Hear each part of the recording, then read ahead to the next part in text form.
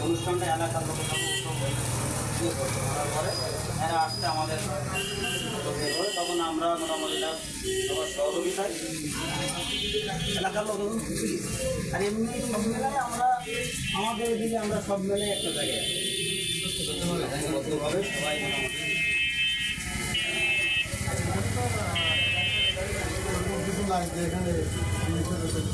আমরা এখানে প্রথমেই বললাম যে মফিজুল আলম ব্যাপারে তাদেরকে সভাপতি থেকে ওনারা বললো যে না আমরা মুরব্বী মানুষ আমরা সাথে আছি তোমরা সাথে থাকো। তারপরে জামাল ওদের সভাপতি বানানো সেক্রেটারি ছিলাম এইভাবে মোটামুটি বাইরে একবার সার্বিকভাবে থেকেই এলাকার সবাই যখন চলতে মোবাইল আছে তাই দিয়ে আমাদের স্থানীয়ভাবে কোনো